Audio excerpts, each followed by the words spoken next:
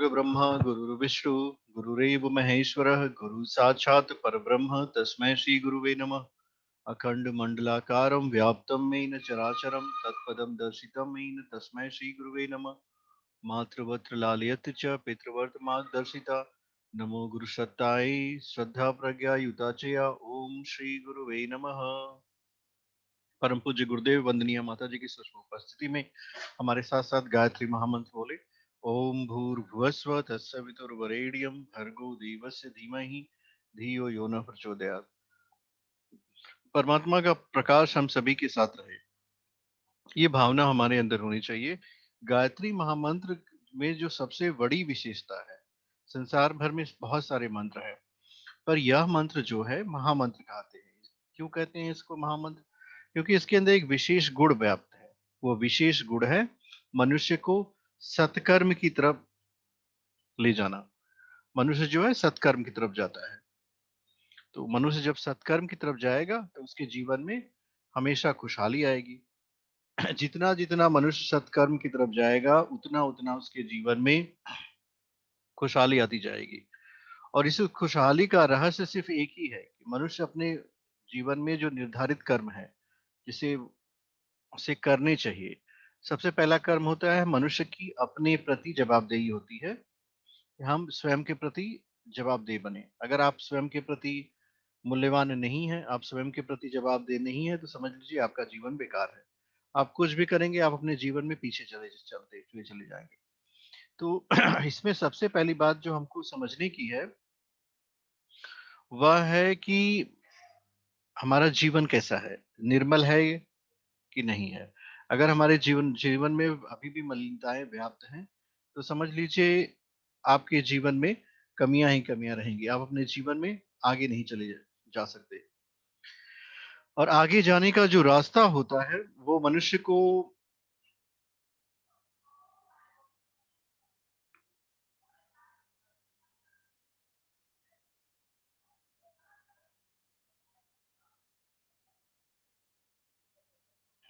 जीवन में सब कुछ प्राप्त होता है। जब गायत्री मंत्र का हम लोग जप करते हैं तो इसमें प्रार्थना करते हैं, हे परमात्मा आप हमारी बुद्धि को सन्मार्ग की तरफ प्रेरित करो। तो परमात्मा जो हमारा पिता है उनसे हम याचना करते हैं, उनसे हम कामना करते हैं। किस बात की कामना करते हैं? संसार में जो जीवन तो प्रभु ने दे दिया, अब हमको किस बात की आवश्यकता है? सबसे मूल्यवान चीज जो मनुष्य की है वह जीवन है। फिर भी हमारे अंदर अभावों का इतना भाव बना हुआ है कि हम उस अनमोल जीवन को भी महत्व नहीं देते। आप पाएंगे कि इतना अनमोल जीवन होने के बावजूद भी आप उसको महत्व नहीं देते हो। जब आप अपने जीवन को महत्व नहीं देंगे तो क्या होगा? आपके जीवन में कमियां होंगी और इन कमियों के परिणाम स्वरूप।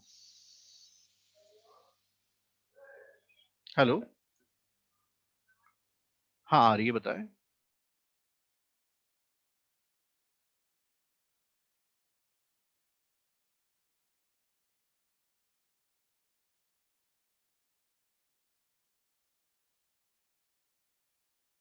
जीवन है वो अनमोल है और इस अनमोल जीवन में का उपयोग भी हमें सत्कर्म के रूप में ही करना चाहिए।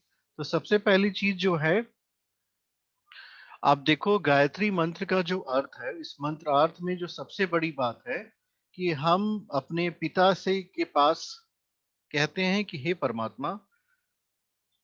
कभी कभी मनुष्य के जीवन में बहुत बड़ी गंभीर समस्या आ जाती है कि हम याचना क्या करें परमात्मा से, परमात्मा से क्या मांगे, कौन सी ऐसी चीज है जो हम प्रभु से मांगे अपने लिए। तो उन वस्तुओं, उन चीजों में आप पाएंगे कि सबसे बड़ी चीज जो परमात्मा से लेने लायक है, जो हमें अपने पिता से लेने लायक है, वह है सद्बुद्धि। सद्बुद्धि को छोड़ करके संसार में सबसे मूल्यवान चीज कोई नहीं है। अगर आपके पास एक अच्छी बुद्धि है, अच्छी सोच है, तो समझ लीजिए आपके पास सब कुछ है। नहीं है तो कुछ भी नहीं है। आज के जीवन में मानव के पास सब कुछ है। सब कुछ इन द सेंस कि हमारी जो भाग दौड़ इस जीवन की चलती है वो हमें कहाँ ले जाती है। देखिए हम कहते हैं परमात्मा से, हे प्राणों के प्राण, दुख विनाशक, सुख स्वरूप परमात्मा, आप सकल जगत उत्पादक, सर्वश्रेष्ठ एवं पाप विनाशक हो। ये जो गायत्री मंत्र की ये जो से भर्ग शक्ति होती है, भर्ग कहते हैं पापों के नाश करने की शक्ति। अब आप अपने जीवन में भी सोचें कि आप किन-किन कर्मों को मन लगाकर करते हैं, कौन-कौन से कर्म आप करते हैं, तो आपके पास इसका कोई उत्तर ही नहीं मिलेगा कि हम सत्कर्म कर रहे हैं कि विकर्म कर रहे हैं। आपको मेरी आवाज आ रही है? Shruti, can you hear me?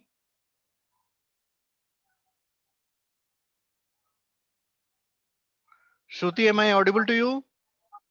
Yes, yes. Okay, good.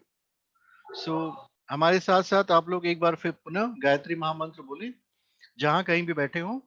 ओम भूर्भुवस्व तत्सवितुर्वरेण्यं भर्गो देवस्य धीमहि धियो यो नः प्रचोदयात्। हे परमात्मा, आप हमारी बुद्धि को सन्मार्ग की तरफ प्रेरित करो। ये जो छोटी सी प्रार्थना कहते हैं, इसके में जब हमारी जो परमात्मा का भर्ग शक्ति होती है, परमात्मा, परमपिता परमात्मा जो हमारा सृजिता है, उसकी भर्ग शक्ति कहते हैं जलाने की शक्ति को।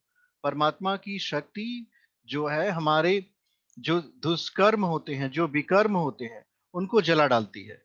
तो हम जब प्रार्थना करेंगे अपने अंदर, तो हमारे अंदर होगा क्या कि परमात्मा की भर्ग शक्ति जो है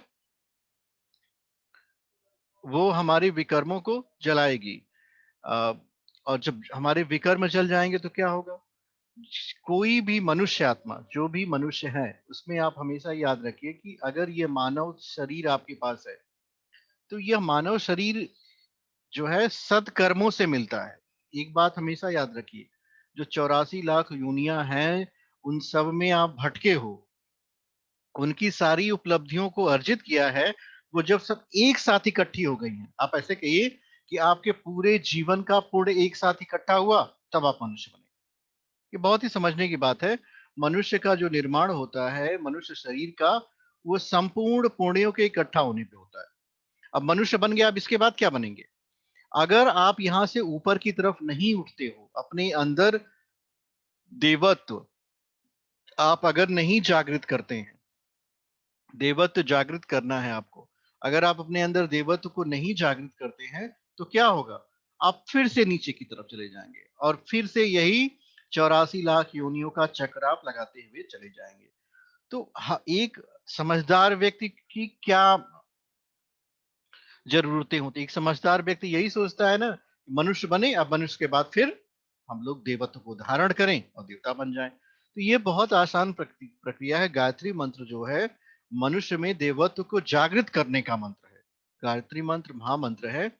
गायत्री मंत्र मनुष्य में देवत्व को जागृत करता है। ओम भूर्भुवस्व तत्सवितुर्वरेण्यम भर्गो देवस्य धीमहि धियो यो न प्रचोदयात्।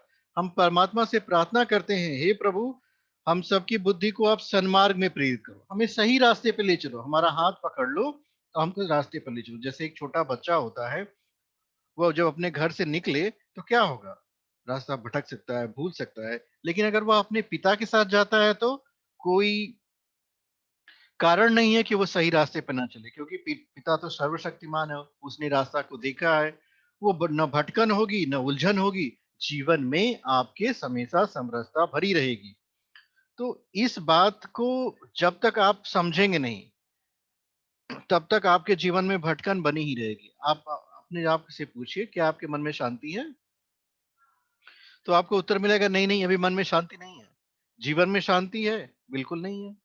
तो ये जब जब मन में शांति नहीं, जीवन में शांति नहीं, आपके तन में शांति नहीं, तो ये जब तीनों जगह आपका डिस्टर्ब ही चल रहा है, तन मन धन, तो आपके जीवन में प्राप्तियां कहाँ से होंगी? आज जो मनुष्य का मुख्य लक्ष्य समझ लिया जाए, अगर हम एक बात को समझे कि हमारा लक्ष्य क्या है, तो हमारा जो लक्ष्य है वही हमारा गलत हो गया है। हमारा जो लक्ष्य है, आप इसको ऐसे समझे कि हमारा जो लक्ष्य है, जिस पे हमको टारगेट करना चाहिए, वो गलत दिशा में जा रहा है। हमारा एक ही लक्ष्य, आप अपने मन से पूछिए कि आपका लक्ष्य क्या है? तो किसी व्यक्ति से पूछेंगे कि आप किस लक्ष्य की तरफ जा रहे हो? कहाँ दौड़ रहे हो? तो उसका लक्ष्य सिर्फ एक ही है, उसका लक्ष्य है धन। अब इस लक्ष्य की प्राप्ति आपको कैसे होगी बताइए? इस लक्ष्य तक आप कैसे पहुँचोगे? ये लक्ष्य एक तरह से आप ऐसे समझ लीजिए, यह लक्ष्य आपको भटकाएगा। इस भटकन में आप रहेंगे कि आपके जीवन में कठिनाइयां ही कठिनाइयां होती चली जाएंगी, और इन कठिनाइयों को तोड़ने का कोई उपाय नहीं है। कोई उपाय नहीं है, कोई भी तरीका नहीं है कि आप इन कठिनाइयों को तोड़ सको। तो जब आप इन कठिनाइयों को नहीं तोड़ पाएंगे तो क्या होगा? जब आप इस लक्ष्य को देखिए, ये लक्ष्य प्राप्त नहीं किया जा सकता, क्योंकि ये कोई लक्ष्य है ही नहीं। ये तो जीवन का भटकाव है, समझ लीजिए। मनुष्य का जो वास्तविक लक्ष्य होना चाहिए था, वो होना चाहिए था दिव्यता को धारण करना। अब जब आपके अंदर दिव्यता की धारणा हो जाएगी तो धन तो अपने आप आएगा। एक छोटी सी कहानी आती है जिसमें लक्ष्मी जी का स्वयंवर हो रहा था, तो उसमें नारद जी भी गए। अब नारद जी ने सोचा कि हम प्रभु के पास समझते चलें, तो प्रभु ने कह दिया ठीक है चलो, मैं आपको हरि का रूप देता हूँ। ये हरि को बानर कहते हैं। अब लक्ष्मी जी के स्वयंवर में नारद जी पहुंचे बानर के मुख में। अब बताइए, लक्ष्मी जी जो है नारायण का वर्ण करेंगी कि किसी नारद का वर्ण करेंगी? ये तो अब उसी तरह जो भी धन संपदा आती है वह दिव्य गुणों से आती है। बिना दिव्यता के धन नहीं आ सकता आपके पास। आपके पास, आप इस बात को नोट कर लीजिए, ये नहीं आ सकता। आप कुछ भी करो, जब तक आपके अंदर दिव्य गुण नहीं आते हैं आपके पास धन नहीं आ सकता। कोई भी संपत्ति तभी आएगी जब आपके आपके अंदर वो पात्रता हो जाएगी। जैसे बारिश हो रही हो और कोई बाल्टी लेके खड़ा हो, कोई लोटा लेके खड़ा हो, कोई गिलास लेकर, तो क्या होगा? ऐसा तो है नहीं कि बारिश सबके हर जगह अलग अलग रूप में हो रही है।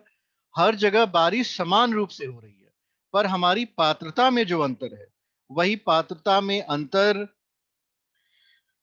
जो है लोगों के अंदर विभेद करा देता है। और इस विभेद की वजह से ही हमारे जीवन में कठिनाइयां हैं। आज आपके जीवन में जो भी कठिनाइयां हैं, जो भी मुसीबतें हैं, उनका सिर्फ एक ही कारण है कि आप दिव्यता को धारण नहीं कर पा रहे हो। प्रयास करो। कोई जरूरी थोड़ी है कि एक ही दिन में आपके अंदर दिव्य गुण आ जाएंगे। इसका आपको निरंतर प्रयास करना पड़ेगा। जितना जितना आप प्रयास करेंगे, उतना उतना आपके अंदर दिव्यता आएगी। और इस दिव्यता धारण करने का प्रयास अगर मानव के जीवन में आप सफल हो गए, तो समझ लीजिए आपकी जीवन की संपूर्ण विभूतियों को आप पा सकते हो। जो हम आपको गायत्री मंत्र बता रहे हैं, यह कोई साधारण मंत्र नहीं है। इस मंत्र के विषय में कहा गया है कि स्तुता मया वरदा वेद माता प्रचोदयंतम पावमानी द्विजानाम आयुः प्राणम प्रजाम पशुम कीर्तिम द्रविड़म ब्रह्मवर्चसम मह्यम दत्वा व्रजत ब्रह्मलोकम। गायत्री मंत्र के जप करने वाले के पास सबसे पहली चीज जो आती है वो आयु आती है। ये आप अगर किसी से पूछे कि सबसे बड़ी उपलब्धि क्या है, जीवन है। तो आपका जो जीवन है, शारीरिक जीवन या शरीर के बाद का जीवन, ये दोनों बढ़ जाएगा। ये पहली गायत्री मंत्र के ऋषि जो विश्वामित्र है, वो कहते हैं आयु, आपकी आयु बढ़ जाएगी। दूसरी चीज क्या होती है? दूसरी चीज जो होती है इसके साथ, प्राण। अब प्राण क्या है? प्राण वह ऊर्जा है आपके अंदर जो तेज के रूप में बाहर प्रस्फुटित होती है। जैसे सूर्य के गर्मी में अगर आपको बैठाया जाए तो आप ज्यादा समय तक बैठ नहीं सकते। उसी तरह मनुष्य का व्यक्तित्व जो है इस प्राण की ऊर्जा से बढ़ता है। तो आपके अंदर प्राण इतना बढ़ जाएगा कि आप ही नहीं, आपको देखने वाले भी कहेंगे कि यह तो कोई प्राणवान व्यक्ति है। जैसे भगत सिंह के अंदर जब प्राण ऊर्जा बढ़ी तो उन्होंने कहा सरफरोशी की तमन्ना अब हमारे दिल में है। साधारण व्यक्ति क्या होगा? फांसी के फंदे को देख के डर जाएगा। पर प्राणवान व्यक्ति निर्भीक होता है, निर्भीक होगा, निडर होगा, उसे किसी चीज का भय नहीं, क्योंकि उसने मृत्यु पे विजय पाई है। वह इस बात को जानता है कि आत्मा अजर अमर अविनाशी है। आत्मा जो है हमारी है, अजर अमर अविनाशी है। और इस अजर अमर अविनाशी आत्मा का अंत नहीं हो सकता। तो फिर हम डरें क्यों? हमें भय किस बात का? हम तो अजर अमर अविनाशी हैं। कुछ भी करो, आत्मा की मृत्यु नहीं हो सकती। कुछ भी करिए, आत्मा की मृत्यु हो ही नहीं सकती। ये एक बहुत ही अजीब सी बात है। आप इस बात को सोचिए कि आप कुछ भी करो, आपकी मृत्यु नहीं हो सकती। आपको मारा नहीं जा सकता। कितनी अजीब बात है, पर ये आपके मन में है नहीं। आप पाएंगे कि आपके मन में डर इस बात इस कदर व्याप्त हो गया है कि कुछ भी करो ये डर निकलता नहीं है। इसको फोबिया कहते हैं। तो जो तरह-तरह के मानसिक विकार होते हैं, उन सब से मुक्त दिलाने का एक ही मंत्र है, गायत्री मंत्र। आपको डर से मुक्ति मिल जाएगी। संसार में किसी भी चीज़ का डर हो, चाहे अभाव हो, अज्ञान हो, आसक्ति हो, इन तीनों चीज़ों को दूर करने का सिर्फ़ एक ही उपाय है, वह है गायत्री महामंत्र का जप। हमारे ऋषियों ने जो शोध किया, उस शोध के उपरांत इन 24 अक्षरों को मिला करके गायत्री महामंत्र की रचना की, ताकि आने वाली जो हमारी पीढ़ियां हैं वह इनका जप करके निश्चित लाभ प्राप्त प्राप्त कर सके। तो आयु प्राणम प्रजाम। अब तीसरा जो प्राप्ति होती है गायत्री महामंत्र से, वह होती है प्रजाम। अब प्रजाम किसे कहते हैं? जैसे चाहने वाले आपके दोस्त मित्र अगर हो तो आपको जीवन में कितना अच्छा लगेगा। आपके लोग चाहने वाले बढ़ जाएंगे, प्रजा आपकी बढ़ जाएगी। पशुम, पशुम का अर्थ होता है कि अगर आपके पास पशु मान लीजिए नहीं है, तो आपके पास साधन बढ़ जाएंगे। गायत्री महामंत्र का जप करेंगे तो साधन बढ़ जाएंगे। प्रजाम पशुम कीर्तिम, कीर्ति यश को कहते हैं। मनुष्य का यश चारों ओर फैलने लगता है। द्रविड़म, अब आइए मूल बात में, जहां पे आपका मन केंद्रित हो रहा है, धन। हर व्यक्ति के अंदर यह उत्कंठा होती है कि वह अधिक से अधिक धन कमा सके। धन के लिए जो शास्त्रों में शब्द प्रयोग किया जाता है वो द्रविड़ कहा जाता है। यह द्रव्य है। द्रव में क्या गुण होते हैं? द्रव जो पदार्थ की अवस्था होती है उसका गुण होता है तरलता होती है, फ्लो करता है। अगर एक स्थान पे जल को रोका जाए तो क्या होगा? कुछ समय बाद उसमें सड़न पैदा होने लगेगी। पोखरे को देखिए, धूप लगती है, पूरा पानी तालाब सूख जाता है। नदियां, नदियों में तो जल का स्रोत, क्योंकि वो द्रविड़म अवस्था में है। उसी तरह परमात्मा के द्वारा आपको धन प्राप्त होता है, पर अगर उसका एक अंश द्रविड़म में आप नहीं खर्च करते हो, अगर आप एक अंश परमार्थ अर्थ नहीं निकालते हो, तो समझ लेना आपकी भी कंडीशन वही पोखरे जैसी हो जाएगी, सूख जाएगा। और आप कहेंगे कि हमारे जीवन में स्थितियां बड़ी दुर्बल चल रही हैं, धन की कमी है।